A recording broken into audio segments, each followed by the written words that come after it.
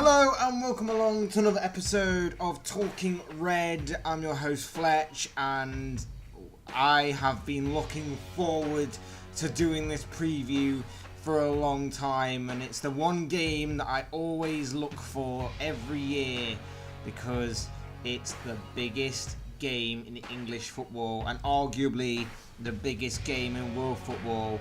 Liverpool versus Manchester United.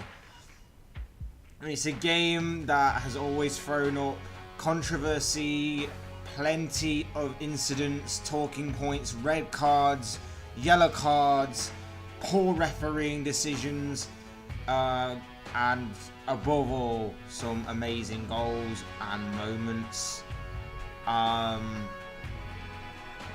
This is basically the one that's been on my calendar for a hell of a long time, and I'm sure it's been on the calendar of pretty much every fan of Liverpool and Manchester United. So let's get into it. Let's analyse. I've actually done some research and I've analysed United as well, so we'll be giving some insight into possibly how they'll set up and look to play, as well as maybe like a bit of a team selection from their point of view. So there's a lot to get into. But let's face it, in a nutshell, on paper, Liverpool should be winning this game. We go into this game top of the league. They go into this game sixth in sixth. 7 wins, 5 draws, and 4 losses, with scoring 28 goals and conceding 26. Now, from a Jose Mourinho point of view, that final stat especially will hurt him. Yes, obviously United's positioning could be better, and I guess he'd want it to be better.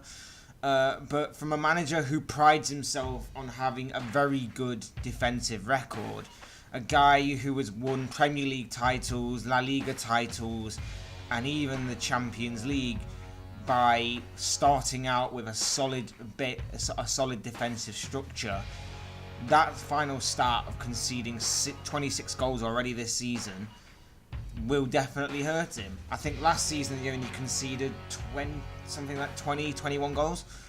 And that will definitely hurt him. And it's simply for the reason that United right now are playing some of the worst and negative football I've seen. It's basically square pegs and round holes. They have the players that suit a more positive and attacking style, but Mourinho's tactics don't match up with that. Mourinho's tactics are too negative. They're too defensive. But the players that United possess right now, or the majority of them at least anyway, don't suit that style of play.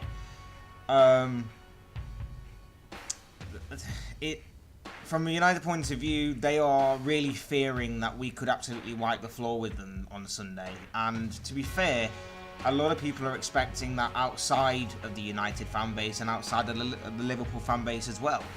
But of course, this is United, and this is the one game that Jose Mourinho will want to win more than any. It's been like that ever since his first day at Chelsea. He will want to win this game more than any other game. He will not want to lose this game at all. And this way, it's like I can see this being played out in multiple scenarios. You've got the scenario that Liverpool actually do go on to wipe the floor with United. You've got the scenario that Liverpool will probably not play as great, but will probably get a win. You've got the possibility of a draw in there as well, of Liverpool playing well. You've got the possibility of United surprising everyone and maybe catching Liverpool on an off day. Or you've got the possibility of Liverpool dominating the entire game, but then later on in the game, a counter-attack. It's just a long ball forward from De Gea. It picks out Martial, cuts inside, has a shot, and it bounces off Lukaku's arse and goes in.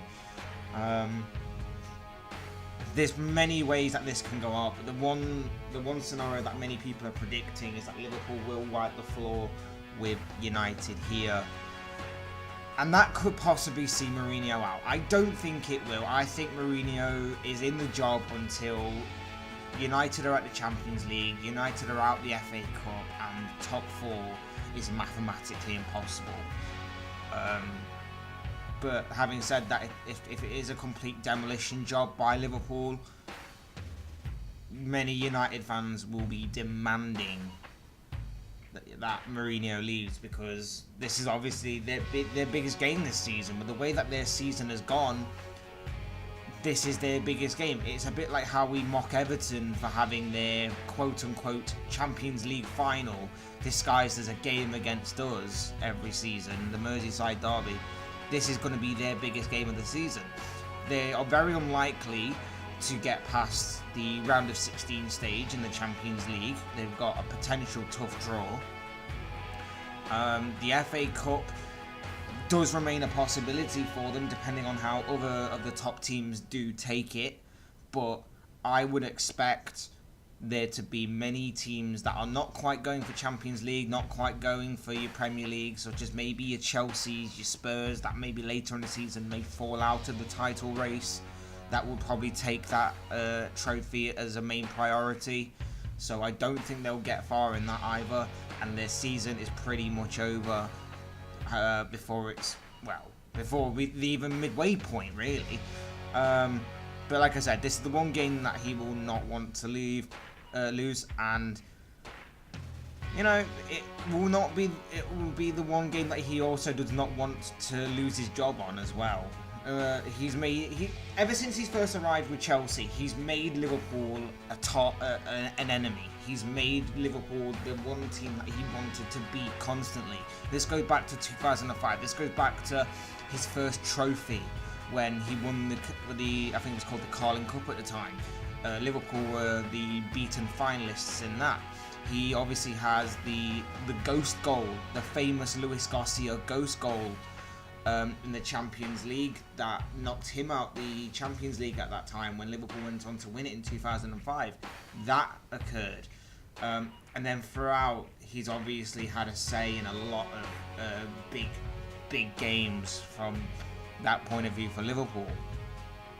You know, you go back to a few years ago when he was in charge of Chelsea and he had a hand in Liverpool losing the title with the famous Gerrard slip. And then the past few years, United haven't played that well under Jose Mourinho, but they managed to grind out a result. Liverpool have actually played very well against Mourinho's side, Mourinho's Man United side, that is, in a few years, but they've never quite managed to grind out a result, and it does seem that Mourinho does have Klopp's number in that respect. But this has to be the year, you feel. This has to be the year that Klopp finally breaks that hoodoo. He finally gets one over on Mourinho. And he's not going to have a better chance, to be honest. This has to be it. Like I say, Liverpool go into this one top of the league, but of course by kick-off that could all change because City played before us and they play Everton. And I'm sure that's going to be the one game where Everton go, you know what, we don't mind losing this one. We don't mind taking the L for this one, as long as Liverpool are put under some pressure. So the roles are reversed somewhat from last week. I think Mourinho may be looking at a mini defensive crisis for Liverpool. Gomez got injured last week, Matip got injured this week, and also Trent Alexander-Arnold is also not going to be playing in this game. But having said that, the excuses for Mourinho have come out already. We all know that Mourinho has enjoyed a lot of moaning ever since pre-season. He's moaned about the fixture list, how it's been favourable to Liverpool. He's moaned about money, how Liverpool have spent a hell of a lot of money, which makes no sense, by the way, when you consider our net spend and how much we've got back from the players we've sold. Yes, probably now we may have spent more, but it's not by much. It's not by the extent that United have. United have spent a hell of a lot more, and to my knowledge, I don't think they've really sold anyone for big money. I could be missing someone clearly obvious in that, but I don't remember them making a major sale on a player. I don't remember them selling a big player for big money, so they probably haven't. I mean, obviously, yes, they do get a lot of money through sponsorships and stuff, so maybe that kind of floats the boat a little bit, but they've not made any major sales, so his arguments are completely flawed. And he's also made the same sort of excuse. He's made the injury excuse. He's got several players that are doubtful for the game. But having said that, it's not making him unique, because Liverpool have got plenty of players that they would have liked to have been fit for this game.